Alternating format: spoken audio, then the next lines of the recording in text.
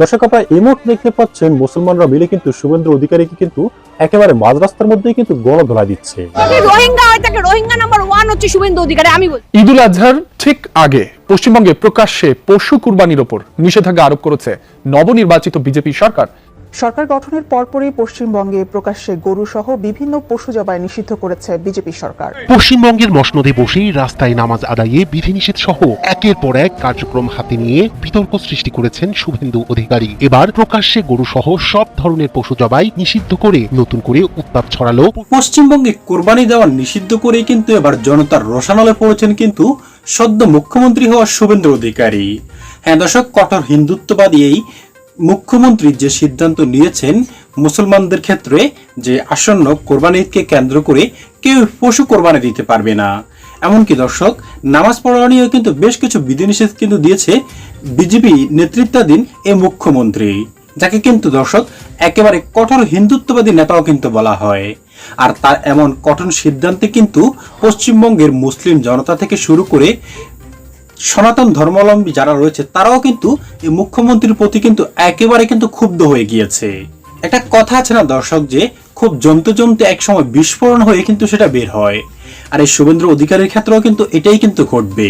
তবে কি কি বিধিনিষেধ দিয়েছে আসন্ন কোরবানি ঈদকে কেন্দ্র করে এমনকি নামাজ পড়াকে কেন্দ্র করে, সেটার বিস্তারিত কিন্তু আমাদের আজকের এই গুরুত্বপূর্ণ ভিডিওটিতে জানতে পারবেন।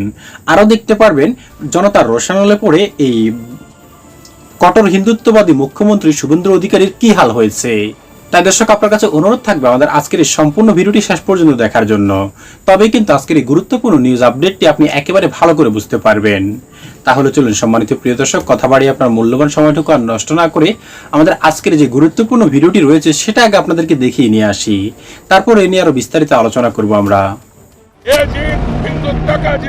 পশ্চিমবঙ্গের মসনদে বসেই রাস্তায় নামাজ আদায়ে বিধিনিষেধ সহ একের পর এক কার্যক্রম হাতে নিয়ে বিতর্ক সৃষ্টি করেছেন শুভেন্দু অধিকারী। এবার প্রকাশ্যে গরু সহ সব ধরনের পশু জবাই নিষিদ্ধ করে নতুন করে উত্তাপ ছড়ালো পশ্চিমবঙ্গের বিজেপি সরকার। যদিও পশু জবাই নিয়ন্ত্রণে আইন আগে থেকেই ছিল, তবে ক্ষমতায় এসেই সেটিকে কঠোরভাবে কার্যকরের ঘোষণা দিয়েছে রাজ্য সরকার। নতুন নির্দেশনায় সরকারি সনদ ছাড়া কোনো পশু জবাই করা যাবে না, নিষিদ্ধ করা হয়েছে খোলা স্থানে জবাইও। সরকারের দাবি আইন শৃঙ্খলা ও অবৈধ জবাই ঠেকাতে এই সিদ্ধান্ত। তবে বিরোধীদের অভিযোগ ধর্মীয় অনুভূতিকে কেন্দ্র করেই পরিকল্পিতভাবে নতুন বিতর্ক তৈরি করছে বিজেপি সরকার।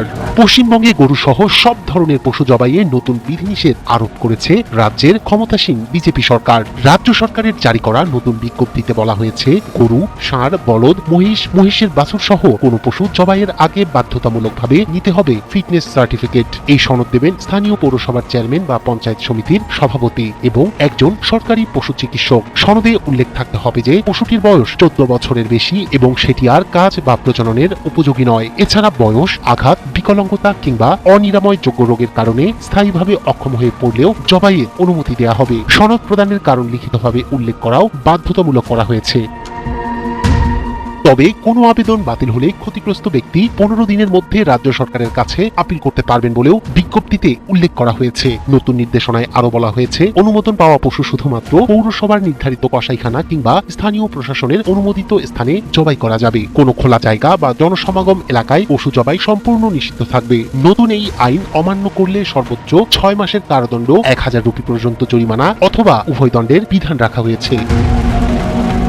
এদিকে এই সিদ্ধান্তের পর পশ্চিমবঙ্গের রাজনৈতিক অঙ্গনে শুরু হয়েছে তীব্র আলোচনা। বিরোধীদের অভিযোগ, ধর্মীয় ও সামাজিক বাস্তবতা বিবেচনা না করেই এই সিদ্ধান্ত নিয়েছে রাজ্য সরকার। যদিও সরকারের দাবি অবৈধ পশু জবাই বন্ধ করা এবং আইন শৃঙ্খলা পরিস্থিতি নিয়ন্ত্রণে রাখতে এই নতুন বিধিনিষেধ জারি করা হয়েছে। সম্প্রতি অনুষ্ঠিত বিধানসভা নির্বাচনে তৃণমূল কংগ্রেসকে পরাজিত করে বিজেপি সরকার গঠনের পর এটিকে রাজ্যের অন্যতম গুরুত্বপূর্ণ প্রশাসনিক সিদ্ধান্ত হিসেবে দেখা হচ্ছে। এখন এই সিদ্ধান্ত বাস্তবায়নে প্রশাসন কতটা সফল হবে এবং এর রাজনৈতিক প্রভাব কতদূর করায় সেদিকেই নজর রাজ্যবাসীর। এবার বাংলার বাঘিনী মমতা বন্দ্যোপাধ্যায় সাধারণ নেত্রী থেকে রীতিমতো তুখোর আইনজীবীর রূপ নিয়েছেন। আর তার আইনের ফাঁদে পড়ে রীতিমতো কানমলা খেতে চলেছেন পশ্চিম বাংলার নয়া মুখ্যমন্ত্রী শুভেন্দু অধিকারী। যারা ভেবেছিল দিদি একেবারে কোন ঠাসা হয়ে গেছেন, তাদের মুখে একেবারে চুন কালি মেখে দিয়েছেন এই জেডি নেত্রী। ক্ষমতার চেয়ার হাতছাড়া হয়েছে তো কি হয়েছে, পশ্চিমবঙ্গের মুসলমানদের ওপর যে মাতব্বরি শুরু হয়েছিল তার কড়াই গণ্ডাই হিসাব নিতে তিনি এবার সোজা কলকাতা হাইকোর্টের এজলাসে হাজির হয়েছেন। রাজ্যের নতুন সরকার যখন ক্ষমতার গরমে উঠছে ঠিক তখনই তাদের এই চোখ রাঙানি আর গলাবাজি চিরতরে বন্ধ করতে কালো গাউন গায়ে চাপিয়েছেন তিনি। বিরোধী দলের এমন ছেড়ে দেমা কেড়ে বাঁচি এমন একটা অবস্থা তৈরি হয়েছে। রাজনীতির মাঠে যে খেলাটা এতকাল চলছিল সে খেলার মোড় মমতা এক নিমিষেই ঘুরিয়ে দিয়েছেন। সহজ কথায় বলতে গেলে দিদির এই নতুন রূপ দেখে বড় বড় নেতাদেরও এখন হাওয়া টাইট। এই ঘটনার শুরুটা অবশ্য হয়েছিল একটা বিশাল পরিবর্তনের মধ্য দিয়ে। আমরা সবাই জানি পশ্চিমবঙ্গের ক্ষমতার চেয়ারে এক বিশাল রদ বদল ঘটে গেছে। বিধানসভা নির্বাচনে ভারতীয় জনতা পার্টি বা বিজেপি রীতিমতো ছক্কা হাঁকিয়ে 260টি আসন নিজেদের পকেটে পুরে নিয়েছে। অন্যদিকে দিদি দল এসে ঠেকেছে মাত্র 80টা আসনে।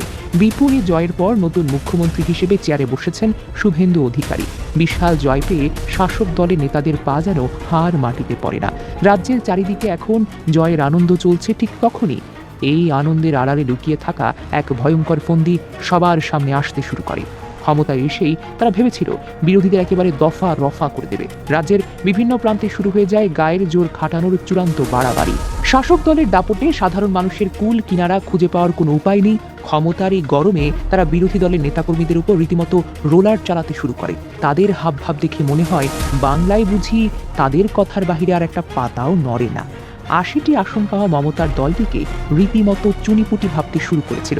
তারা ভেবেছিল ভয় দেখিয়ে ফাপড় দিয়ে সবাইকে চুপ করিয়ে চিরকালের জন্য রাজ্যের দখল নিয়ে নেবে। কিন্তু শুভেন্দুর সরকার খুনাক্ষরেও টের পায়নি যে এই সাময়িক ভরাডুবির পরেও আসল খেলাটা এখনো বাকি আছে। ক্ষমতার চেয়ার বদল হলেও রাস্তার লড়াইয়ের আসল খেলোয়াড় যে কখনোই ময়দানে আছেন সেটা তারা বুঝতেই পারেনি।